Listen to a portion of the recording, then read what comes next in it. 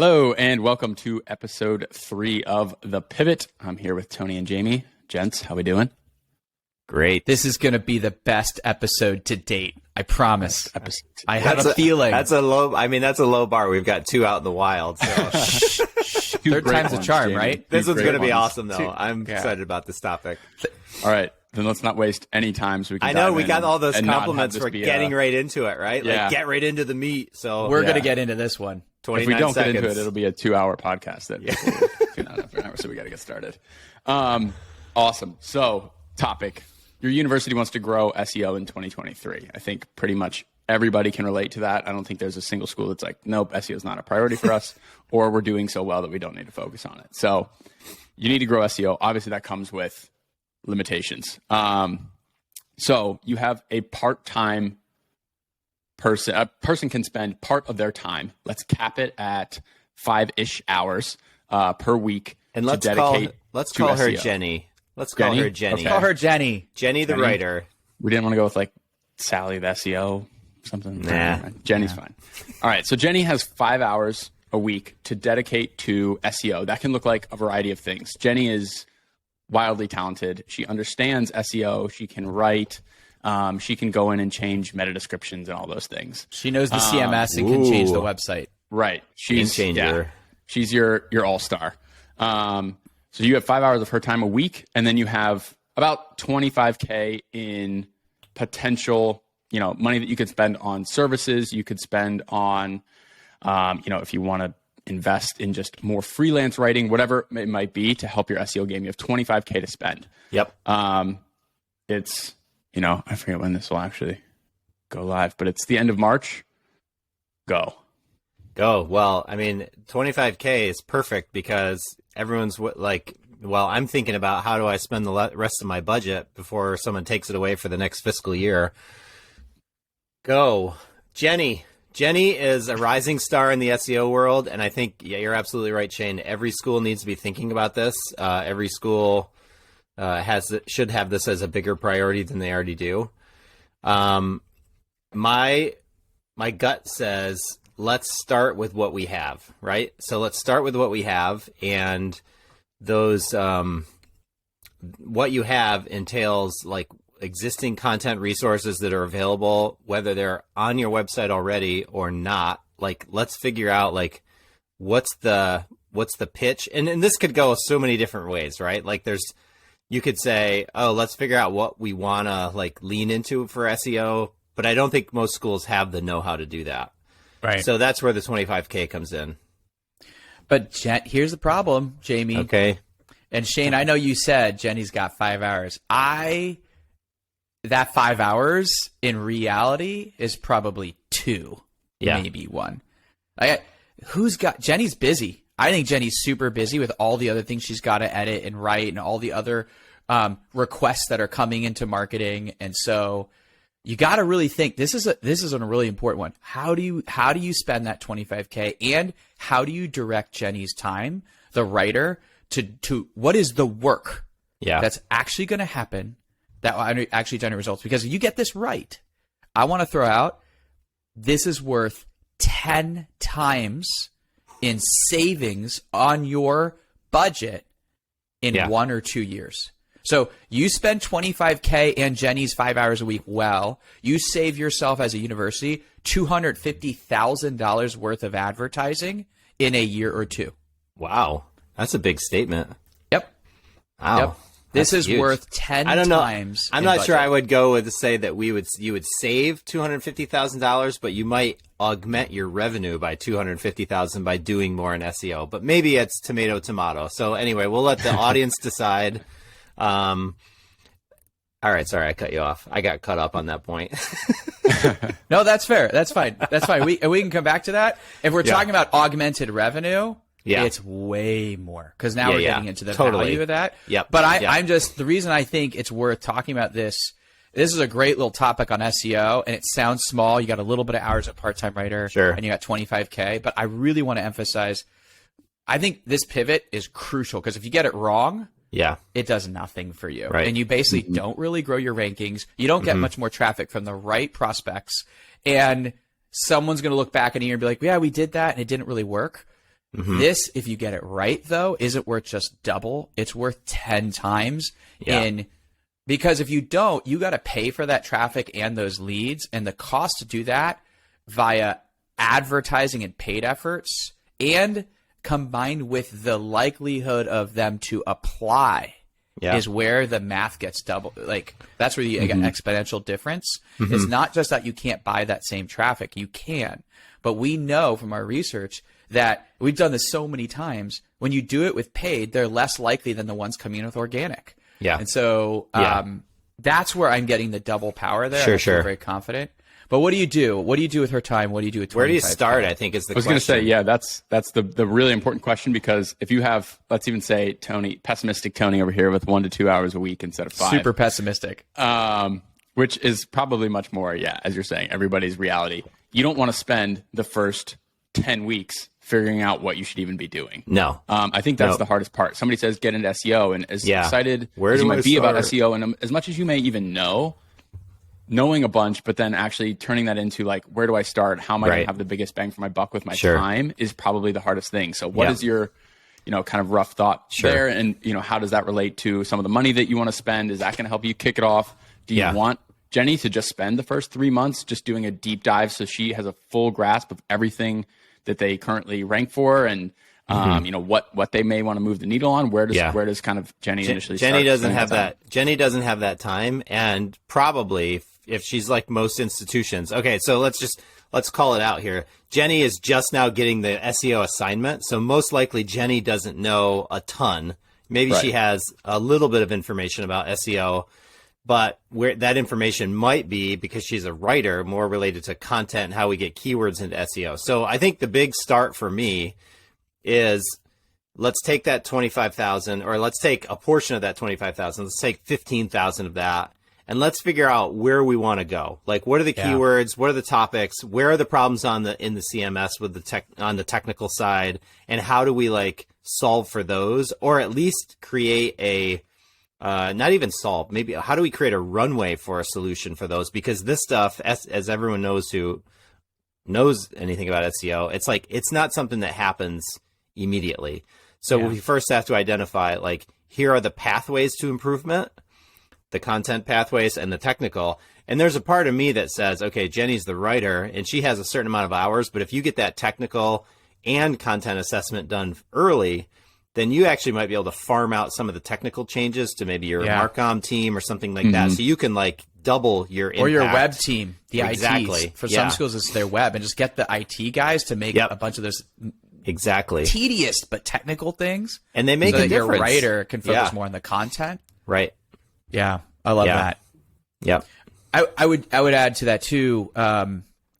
You have to. The purpose of spending that 15K that you're saying out of the 25 with something like an SEO audit that gives you direction is you're directing Jenny's time. Yeah. The place to start is not her time. The place to start is you need to have a plan of attack, because SEO is too big and there's way too many things you could change, and you have to give her direction on where you want to start. Yep. I think categories I would want to figure out with that money is, I would have questions to go out. If I outsource that money with vendor services, I would say, this is what we want to know. We want to know, what are our on-brand opportunities? What are our off-brand opportunities related to program? Like, if you're a school or a program, obviously it's related to your area, but they could be general brand things. And what are the most important keywords that we already rank for but might not rank on the first page? Yeah. So if you just knew where your technical issues were, where your content SEO issues were, on brand and off brand, and which keywords you have any existing traction on, if you work on those first, you're using Jenny's time in the area that's going to make impact quicker than, hey, we would always love to rank for this topic. We don't rank at all.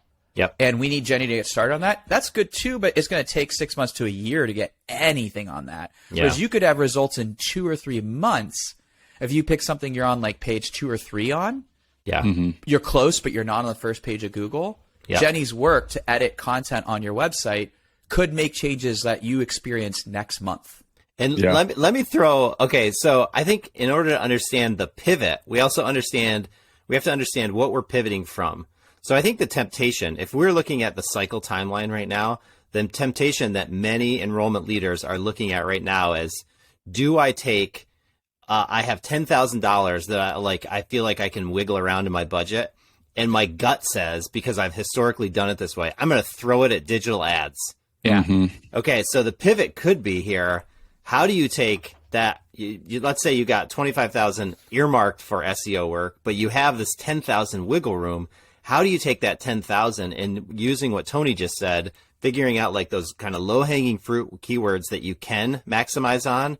How can you double down on that work? So you might, I mean, let's be honest, like when you throw digital money at something late cycle like this, the results are, they're going to be probably even less than they would be if you started this in January. So like, so you might be just throwing away 10,000. Maybe you take that extra 10,000 and figure out a way to hire a freelance writer or something on top of Jenny's work. Maybe Jenny becomes the director of the work, and then you have someone who's specifically focused on taking those opportunities that are low hanging fruit and making them even more, so that next year you're seeing not only like that 2 to 6 month, fruit that you could see with Jenny's work, but you're also seeing that maybe compounded by 3 or 4 times because you put more manpower into it, and the results are going to pay off in, huge dividends later on. So I think that the hard part is like, we have to pivot away from this historical mindset of, let's just put more money into digital ads. Let's just buy one more GRE list. Let's just do, X, Y, Z. Blast again. Exactly. Yeah. Like, let's stop the email, the email cycle. Stop the cycle, and, people. Stop the cycle.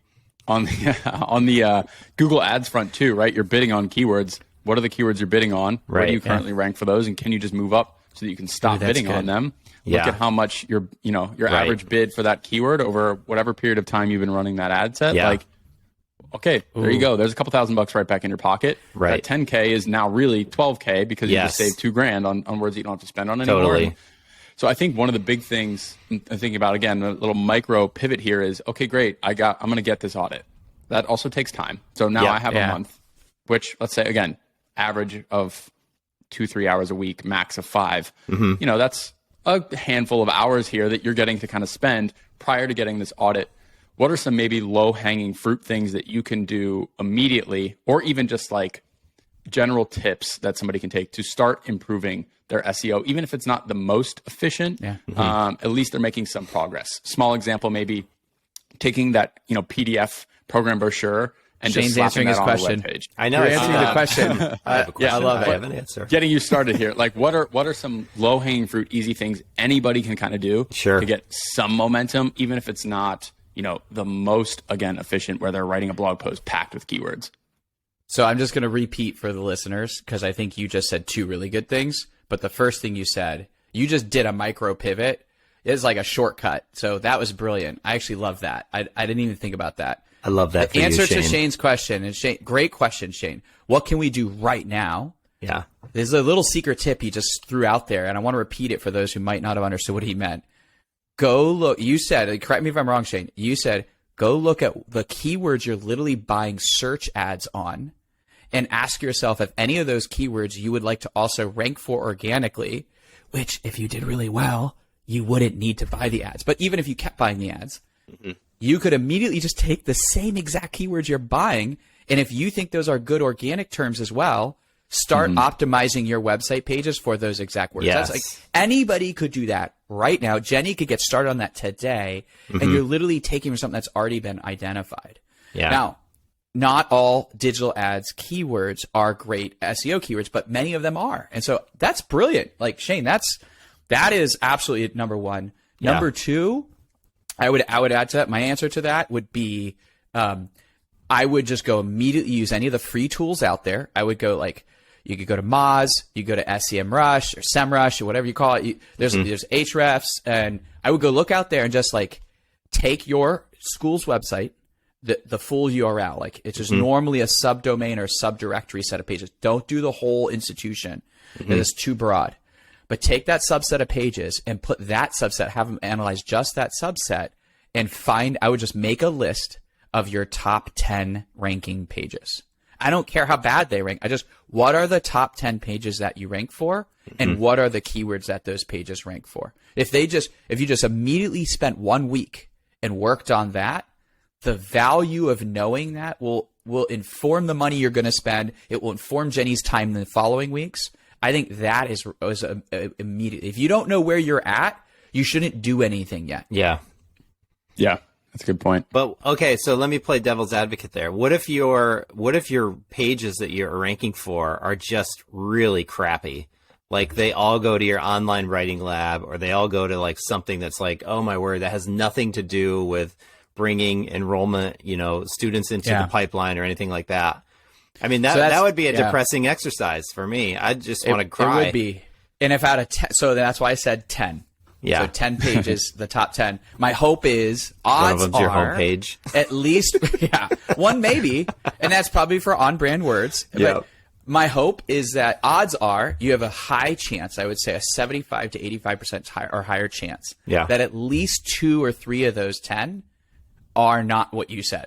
But Sure. if that happened, and I would argue even knowing that, man, I just looked at our domain and I looked at where we rank, and like the top 10 pages are all pages that have nothing to do with enrollment marketing or student recruitment or prospect pages. Like they're this lab that ranks really well. It's this teacher, this faculty's research. And then you have even more work to do. And unfortunately, if that was you just have to do a lot of ground up from scratch SEO work. And that's just your situation. Yeah. But I would say for most schools, you're going to at least find 2 or 3 pages, maybe 5, that are worth investing in. And the hope here, people, is that this saves time. Right. It directs the money you're going to spend in whatever services you do. Yep. Because if it was us and someone came to us, that's one of our first questions we ask, right? Like we just say, but where do you want to grow in? Yeah. And if you don't even know what you want to do, how are you directing the funds you're getting an audit on or getting copywriting help with? So that's what I'd say. But that could happen. And that just means I think if that's traction. the case too, where you're not getting any traction on, let's say, your core program pages that you think, typically that's where schools are getting, at least something. Yeah.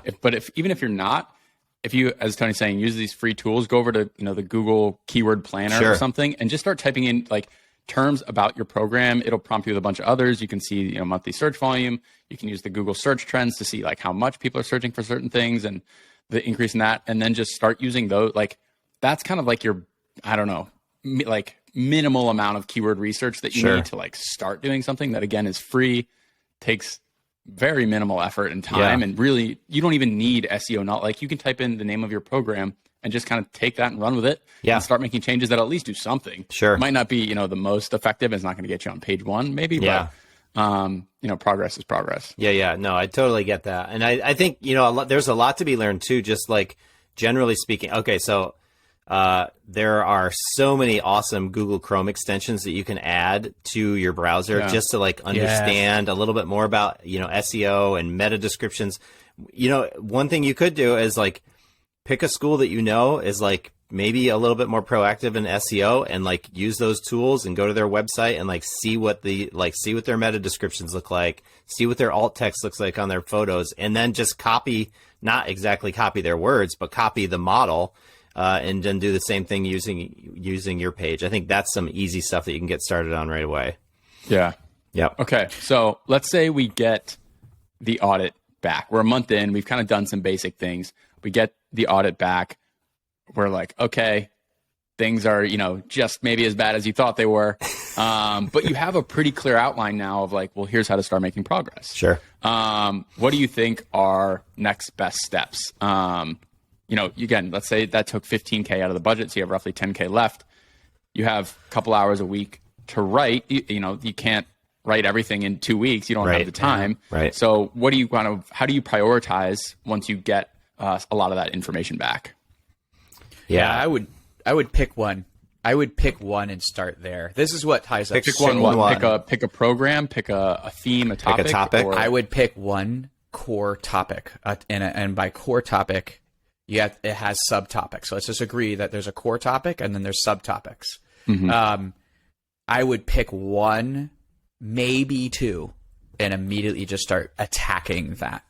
Yeah. This is what I think holds up so many schools is they even get some of the stuff, or they start doing that initial research that we've just shared earlier, and they get overwhelmed and they're, I don't know how to do this. I don't even really know SEO. You know, and I think we need to overcome that fear. And I would pick one with that, like we're a month in that scenario you just said, Shane. I would say, great, if you're armed with that knowledge, likely that's going to still be a lot. That still is overwhelming. Like in my experience, it's overwhelming to even get that data internally or externally. And so just because you get a full report does not mean you need to do all of it right away. Yeah. I would pick the one area or topic. So for some schools, for instance, it's like STEM education programs. Like maybe this is a smaller liberal arts university that isn't known for engineering programs, and they're now launching more like engineering and computer science, and they're really doing a big push for STEM, and they're not known for that. And they want to come up more and be known for that, and that aligns with an SEO goal. That's like an example of what I mean of a topic of STEM. And if that was identified as like a area to attack, there's a whole bunch of things you could do under that and just do STEM versus like other specific programs, or even like a brand thing, or even an on-brand SEO.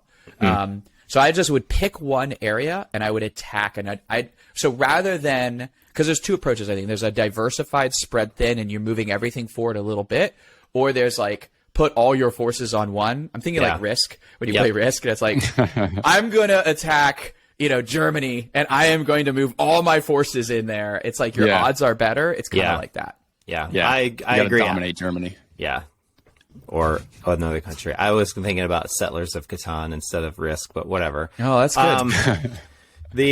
I totally agree. I would definitely say pick one. I wouldn't even pick two. I'd say pick one, and then I would also go one step further of like really trying to pick a topic that one fits with like where your motivations and your passions are as an institution, what works well, and then potentially, as much as possible, try to leverage any content that you already have that fits even kind of sideways into that category. What stuff can hook to that bigger topic, that bigger, core topic? And how do we, if I have 2 hours a week, how can I like lean into like 2 or 3 blogs or pages already and optimize those and hook them in to this topic, so that way I can create this like environment of kind of SEO greatness and keywords that really are really helpful. Yeah. I think Tony, you're absolutely right. I think that there's so much temptation to get like overwhelmed and try to think you have to do it all at once. It's like, no. And in fact, I think SEO, it's not a thing. It's not punctiliar, right? It is enduring, and it has to like, fancy. It has to keep going. Ongoing. I'm going to translate for the commoners out there. Yeah. Ongoing. That's right. Ongoing. Evergreen. Okay. I think for the 15K, 10K, I think that 10K essentially, to answer this more succinctly, and I like what you're saying, Jamie, I think that money has to go towards making stuff that's going to move the needle on one of those topics. Yeah. But the problem is, I think for the larger schools that are doing something broader, that all that 25K could go to a much broader audit, and they might not have a lot left over. It really is going to vary based on how big or how many topics you're wanting in the audit and the research, because that's what takes up the time. But regardless, I would invest in, like, it could be even a video. Like maybe they take that 10K and they make a video that's going to rank on Google really well and in YouTube, and become an organic winner on that. Like somehow it's going to come down to content. I promise you. Yeah. Even after you make all those technical changes. Yeah. That's a good point too about thinking about your 25K, right? We're saying in this scenario, Jenny's awesome at writing, and knows a little bit about SEO, but flip it. You have somebody awesome at SEO. You don't have any writing time. Maybe they're kind of doing their own audit, and then they're outsourcing the 25-ish K to writing. Totally. And it's really, where are your skill sets on your team? Where do you not have the time? And then outsourcing to kind of fill those needs. Yep. But I want to go back to something you said earlier about picking a topic. And I think, Jamie, you had mentioned, aligning it with your institution's goals and where you want to grow. I guess maybe that's the sticky point for certain people of, do I pick this topic? The area I want to grow is the one that like seems to be moving the least of the audit that I did. And so do I do that anyway because that's core to who we are? Or do I take the one that's, doing the best and kind of just needs to be like pushed over the hump a little bit. Sure. So that I can get a couple of those quick wins. Like, what are maybe some of the things schools should think about when picking the topics beyond just like, I think there's a lot of factors at play, and maybe what are some of the other ones, and then what kind of takes final precedent there, do you think? Yeah, that's a good one, because I think I agree. And I think this is where my institutional mindset comes back to me from my days of being on the desk. Cause I always think, okay, who are we, and how do we do a better job of explaining who we are? And I think we have to invert that, right? We have to think, like, what are the questions that people have about X, and how do we fit into answering that question?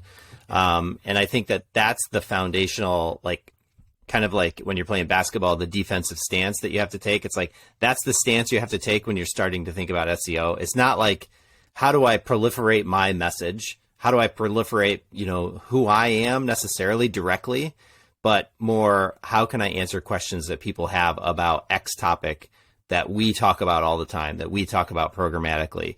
It's not you talking about yourself. It's you giving an answer.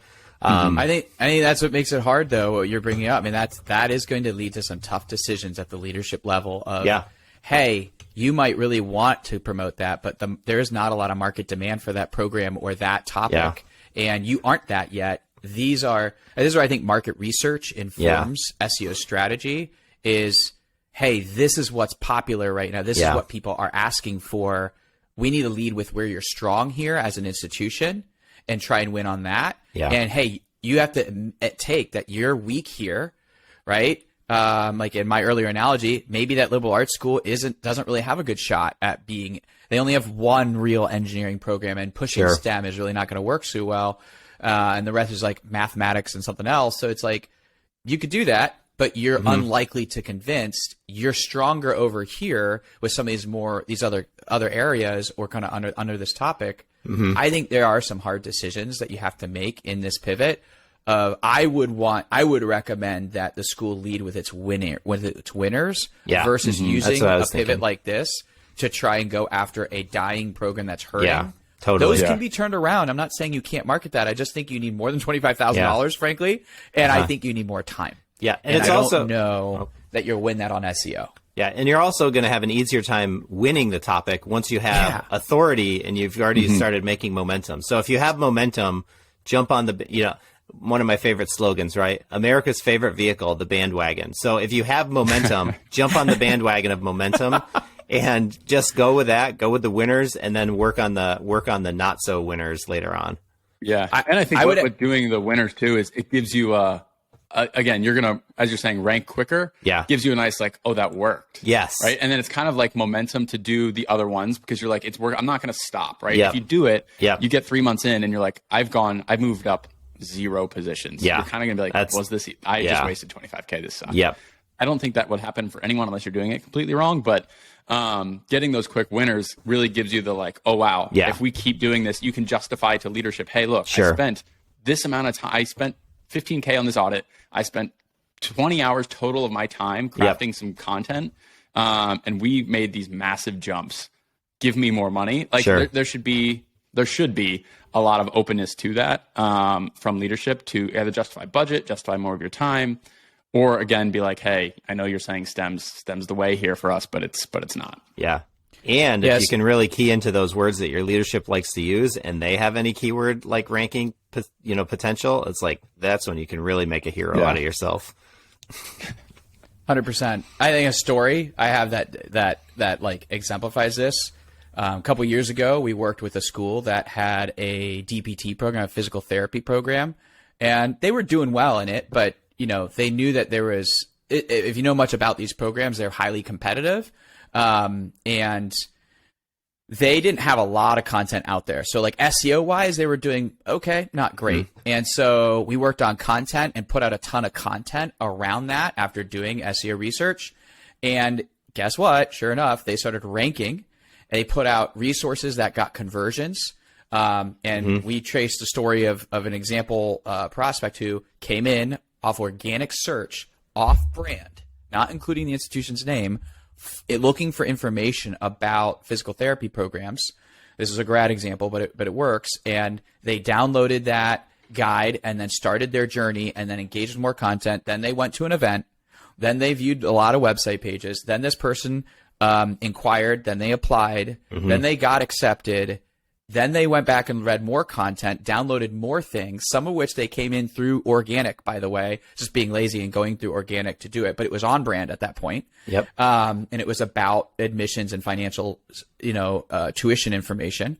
And then they enrolled. And it all started with organic, and it all started with identifying an area that this school was pretty strong, had a good program, but wasn't ranking well. Right. And when you put that content out, like this school, it actually worked, and we traced it. And so that's, I think, what we're talking about with this pivot. It has the opportunity to literally do that story pretty quickly. Yeah. And I think that kind of puts a nice bow on it of, again, when you're doing all these things, you want to make sure that you're able to measure it. You want to make sure that you're able to track the performance of the keywords individually. And you can do a lot of that through free tools. But, one of the things that 25K is like, if you don't have a tool, they're not, for a basic level, depending on how massive your institution is. And you might have access to a tool and just not know how to use it. But investing some of that money potentially in a, small, single use user seat for, SEMrush or something, just to really make sure that you're tracking all this in the beginning. And again, get that kind of proof, and then be able to justify to leadership a higher investment to get more people in there and more people involved. I think is a great way. Because again, if you do all these things and then it's just like, yeah, I think it's working, I don't know, you're never going to justify doing it again. And so really making sure that you kind of have those systems in place to track, I think is super important. Yeah. Love it. 100% agree. Awesome. All right. Final segment here. What are you folks working on this week, this month? What's kind of on your mind? Things you're seeing across the board? Anything exciting? Anything intriguing? I don't know if it's the time of the year or what. I've been working on a lot of website ideation and proposals, and I feel like we've gotten a lot of institutions that are coming our way, and it's almost like, how CRMs went through this cycle of everyone's grabbing a CRM. I feel like websites might be on the block now of hey, how do we make our website better? Or how do we tie our website more into our, it's what you just said, actually, how do we tie our website more into the ROI so we can really do some measurement? That's what I'm working on. A lot of super cool things that we have on our plate that we're kind of digging through, but that's on my mind. Yeah, I'd say real quick, on mine, there's so many things happening right now. There's a lot of rethinking. So I'm trying to figure out how what's super fresh. I would say right now, it is super related to what we're talking about. So I think a lot of schools, I'm seeing a lot of schools revamp sections or entire websites, but they're forgetting something really critical. And they lose their rankings because the people involved in this don't realize what they already had.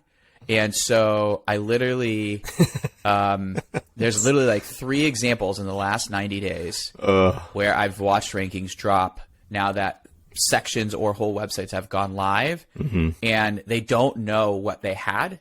And they didn't realize that. And a lot of them are outsourcing this to an agency who's revamping the website, and they're walking them through it, and there's phases, and I get it. But if you don't really pay attention to where you ranked before, you could be killing pages that are actually contributing, even though there's good reason to kill that page as it's off brand, or we don't want that. We want to consolidate. I think it's in the consolidation of pages, you really got to make sure you don't cut off any things that were really doing pretty well for you. Yeah. And that takes really advanced level SEO analysis and research, which the company doing your website should be providing, but not all of them are qualified in that. So it's just hard, but that's kind of fresh on my mind. Yeah. Had my finger on the bleep button just in case you dropped any names there. Yeah. I do think awesome. we should get some sounds, story time with Tony, soundboard? a little, we could have a soundboard that makes a little sound effects. On Parks and Rec with that morning show that they have. Anyway, sorry. Don't Google that. Oh, what an ending. Okay. Well, thank you all for listening. Again, hopefully you found something helpful here as far as SEO. If you have more time, more resources, hopefully it only gets easier for you. Tune in 2 weeks. We'll be discussing how you can kind of distinguish your university from others, despite maybe not having top rankings and other kind of flashy features that others may have. See you all in 2 weeks.